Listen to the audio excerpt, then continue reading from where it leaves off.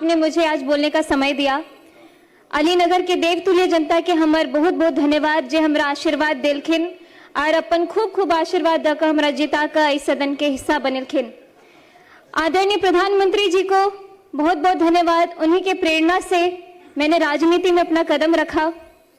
हमारे माननीय मुख्यमंत्री जी को, जिन्होंने अपना पूरा जीवन ही बिहार को संवारने में समर्पित किया, उनको बहुत बहुत धन्यवाद। आज इस विधानसभा में खड़े होकर बोलना मेरे लिए बहुत बहुत बहुत बड़ी बात है। ये सिर्फ एक भाषण नहीं है, यह उस बेटी का सपना है जो बिहार की मिट्टी में, मिथिला की मिट्टी में पली बढ़ी खेली कूदी। मैं जानती हूँ कि इस सदन में मुझसे कई अधिक अनुभवी, कई अधिक वरिष्ठ और कई अधिक परिपक्व नेता विराजमान हैं। विपक्ष के वे दिग्गज नेता जिनकी राजनीतिक उम्र मेरी पूरी उम्र से बड़ी होगी, उन सभी के सामने बोलना भी मेरे लिए बहुत चुनौतीपूर्ण है। अध्यक्ष जी, आज शिक्षा बजट पर चर्चा हो रही है, तो मैं आपसे एक सवाल पूछना चाहती हूँ कि वो बिहार सभी को याद है। जब मैं उस समय को याद करती हूँ तो मुझे महाभारत के धृतराष्ट्र का हस्तिनापुर याद आता है, जो बहुत बड़े वरिष्ठ और बहुत ही अनुभवी नेता रहे, बहुत ही अनुभवी राजा रहे, लेकिन वो अंधे थे। और उससे भी बड़ी बात है कि वो देखना भी नहीं चाहते थे, क्योंकि उन्हें हस्तिनापुर की चिंता नहीं बल्कि दुर्योधन की चिंता लगी रहती थी। जब इस धरती की बेटियां स्कूल जाने से डरती थी, जब सरकारी स्कूल के नाम पर सिर्फ टूटी फूटी दीवारें, जब शिक्षक वेतन के लिए दर बदर भटकते रहते थे, जब दोपहर का खाना नहीं मिलता था तो बच्चे भूखे पेट पढ़ने जाते थे और ज्यादातर तो जाते भी नहीं थे। जनता चिल्लाती रहती थी कि स्कूल में शिक्षक नहीं है, तो कानों पे पट्टी। जनता रोती रहती थी कि बेटी पढ़ नहीं पा रही है, तो आंखों पे पट्टी। और जनता कहती रहती थी कि बिहार पिछड़ रहा है, तब भी इनका दिल नहीं पसीझा। बिहार में 2005 से पहले ऐसा ही अंधेरा था। स्कूल में ताले, पढ़ाई लिखाई नहीं, बजट आता था लेकिन बच्चों तक पहुंचता नहीं था, रिपोर्ट में विद्यालय थे लेकिन जमीन पर घास उगती रहती थी। और हमारे विपक्ष के माननीय साथी जो आज बड़े गंभीर मुद्रा में यहाँ बैठे हुए हैं, आप सभी इस दौर के साक्षी रहे हैं और ये भी कह सकती हूँ कि आप सहयोगी भी रहे हैं, लेकिन हम उन्हें दोष नहीं देते हैं। हम तो बस इतना कहना चाहते हैं कि जो बीत गई सो बात गई, लेकिन इतिहास गवाह है। भले ही बिहार की भोली भाली जनता वो दौर भूल जाए, लेकिन इतिहास कभी नहीं भूल सकती है, ना ही वो कभी माफ करेगी। 2005 में एक नवोदय हुआ, नया सूरज उगा। माननीय उपाध्यक्ष महोदय जी, 2005 में बिहार की जनता ने एक ऐतिहासिक फैसला किया और उस फैसले का नाम था नीतीश कुमार। महाभारत में जब युधिष्ठिर राजगद्दी पर बैठे तो उनके राज में धर्म की स्थापना हुई, न्याय आया और प्रजा सुखी हुई। ठीक उसी तरह जब नीतीश कुमार जी ने बिहार की बागडोर संभाली तो यहाँ सुशासन आया।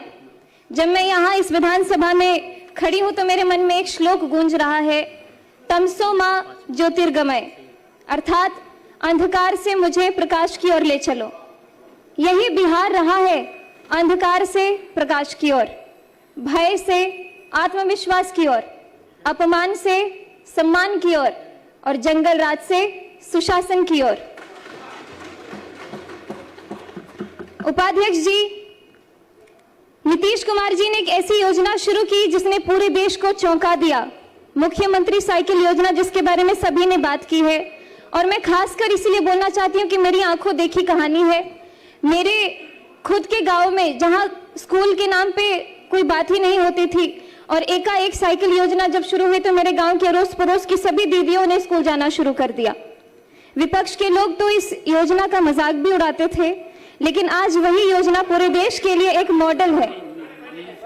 सुनने में सरल लगती है, लेकिन इस साइकिल ने क्या किया ये जरा सोचिए। आपको वक्त देंगे इनके भाषण के बाद। बिहार के गांव में एक बाप था जो सोचता था कि बेटी को हम दूर दराज कैसे भेजे, स्कूल कैसे भेजे, रास्ता बहुत लंबा है, खतरा है, पैसे नहीं है। उस बाप की चिंता को नीतीश कुमार जी ने समझा और बेटी के हाथ में साइकिल थमा दी। और उस साइकिल पर पहियों ने सिर्फ सड़क नहीं नापी, उन्होंने लाखों बेटियों का लक्ष्य नापा, ड्रॉप आउट दर गिरी, नामांकन बढ़ा और बिहार की बेटी ने कहा हम भी पढ़ेंगे और हम भी आगे बढ़ेंगे। मैं भी उदाहरण स्वरूप बिहार के लोकतंत्र के सबसे बड़े मंदिर में आज आप सभी के बीच में खड़ी हूं। अगर मैं 2005 को देख करके, ध्यान करके 2005 से पहले की बात करूं तो संभावना भी नहीं था कि मैं यहाँ पे खड़ी होती या फिर कोई ऐसी उम्मीद मेरे अंदर जगती। बालिका साक्षरता 33%, मतलब 3 में से 2 बच्चियां हमारी अनपढ़ रहा करती थी। टोका टोकी नहीं। उस दशकों की अव्यवस्था के कानून ने न जाने कितनों की जवानी छीन ली। आप सभी तो उसके खुद साक्षी रहे हैं। लगभग 2 दशक बिहार शिक्षा से वंचित रहा।